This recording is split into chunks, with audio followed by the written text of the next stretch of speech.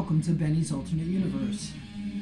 This is a show where we talk about what's going on with my tape collection and the weather, things of that nature, Maoism, and whatever's on my mind in this world. It's been a long time since we've had some fun together. A lot of changes taking place and a lot of cassettes being added to the collection. Very exciting stuff. Today we're going to talk about one of my personal favorites from Florida death metal legends, Death. The 1991 album Human, which was recently reissued by Relapse cassettes. And I'm super excited about this because I've always wanted to get some Death in my collection, but they're kind of rare and very expensive. So for metalheads out there, you go to relapserecords.com and you can pick up a number of Death cassettes, $12, brand new, beautiful release, little skimpy on the J card, but you know that's okay. Nice cover art. My story with Death and death metal in general is when I was a kid in high school in the early 90s. My first exposure to death metal was the group Cannibal Corpse. I was on a band trip because I was in band in high school because I'm cool like that. And the drummer, one of the drummers in our band, Merritt Buddha, was a big fan of the band Cannibal Corpse.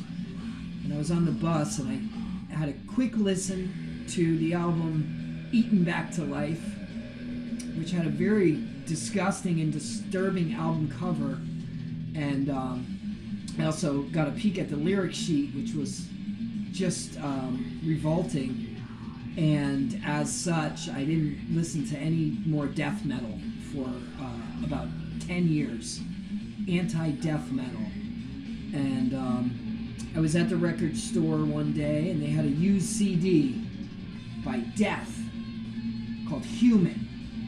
And I had always heard of Death because they're a legendary band. I said, let me take another crack at this death metal shit. I thought the album cover was really cool, so that kind of sealed the deal for me. I think it was $5, something like this. And when I heard this album, it was a revelation to me for a number of reasons.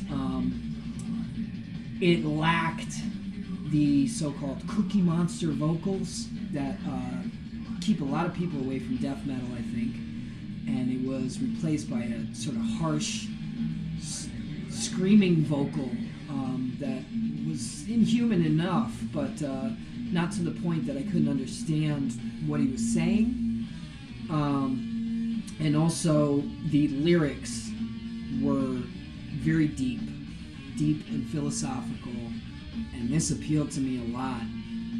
The music of Death on the album Human was very technical, very precise, and very thrashy. And I've always been a thrash metal fan since I was a very young kid listening to Metallica and Slayer. So to me, this was a natural progression from thrash metal to death metal. And it was really the gateway drug for me. And I would go on to become a pretty big death metal fan. Now I listen to a lot of Big Four of death metal, Obituary, Death, Morbid Angel. I still don't like Cannibal Corpse, though. I don't know. To me, they're kind of one-dimensional. I'm sure there's going to be a lot of hate. My feelings about Cannibal Corpse, but I just don't get it. They're kind of meat and potatoes, and I don't like the Cookie Monster vocals, and I don't like their lyrics at all. So, not a Cannibal Corpse fan. This album, I would come to find out, was a transitional album for Death, and their earlier work from their first album, Scream Bloody Gore, through Leprosy, through Spiritual Healing, was a lot more in the Cannibal Corpse vein of just sort of ridiculous lyrics, very low-pitched, growly kind of, and a less refined sound. Death frontman Chuck Schuldiner is really an incredible guitarist and songwriter.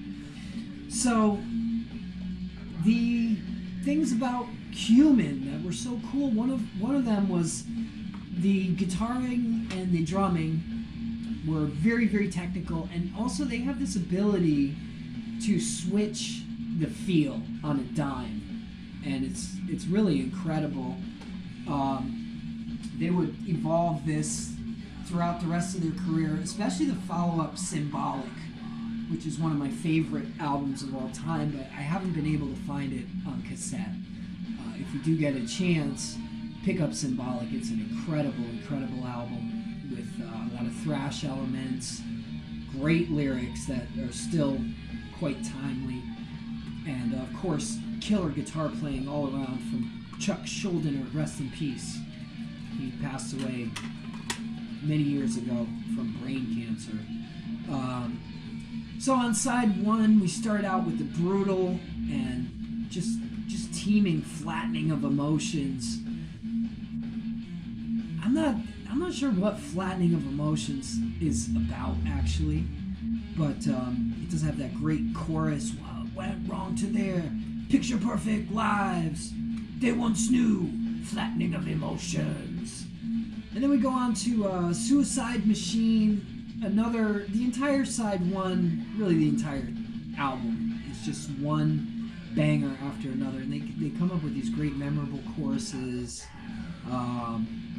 and they also explore sort of interesting themes. Like Suicide Machine is about assisted suicide. Of course, at the time, Dr. Kevorkian was in the news helping people, and Death asked the question, well, all they want is to die with dignity. Is that so much to ask?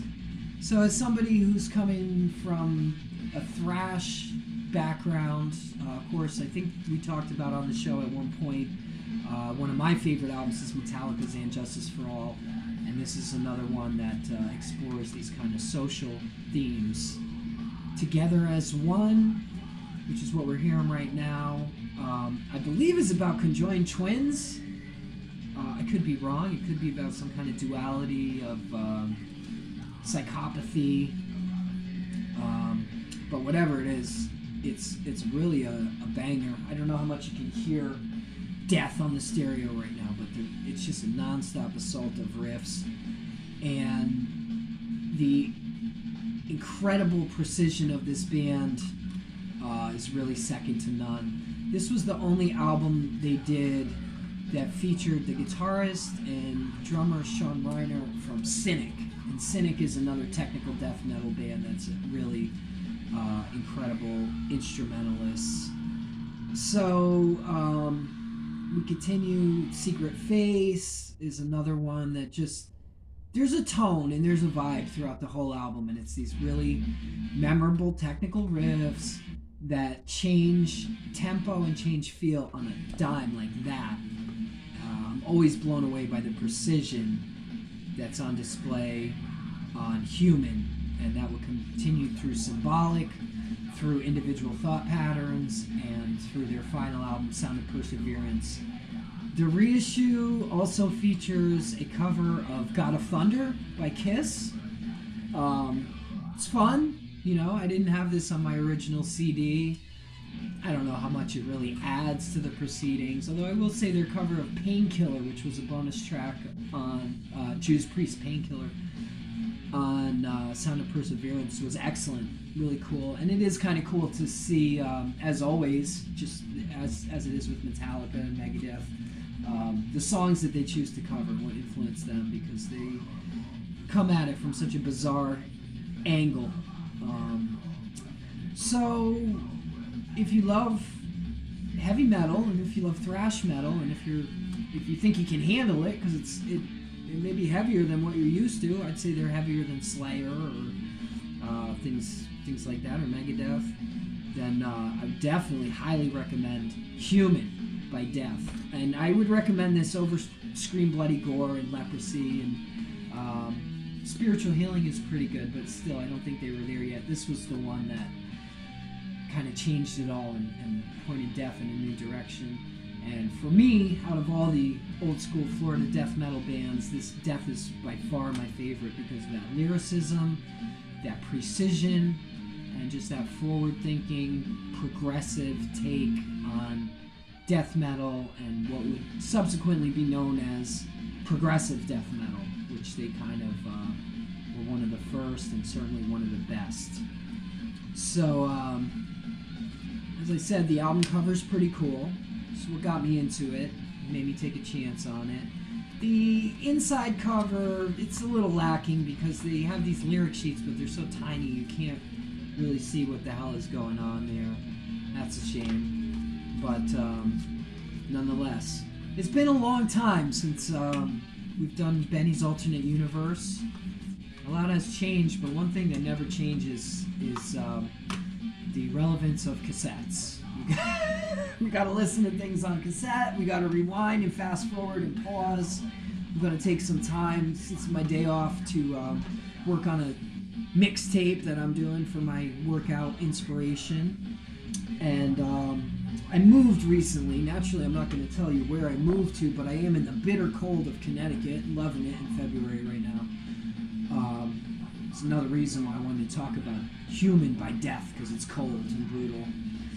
And in my move, I misplaced my ducks, so I'm starting a new rating system with my trolls. As you may or may not know, I also love trolls, maybe even more than ducks. They're certainly harder to find. So this first troll, you see he's got his Walkman here because he's old school.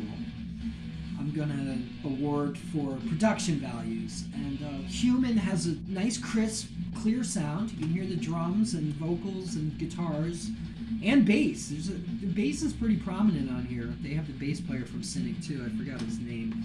I'm sure it's on here somewhere. But production's great, 4-star, best sounding death record up to this point. Although they would improve on that sound on Symbolic. Again, Symbolic is the best death album in my humble opinion. It's definitely worth seeking out. So we'll give them the production troll.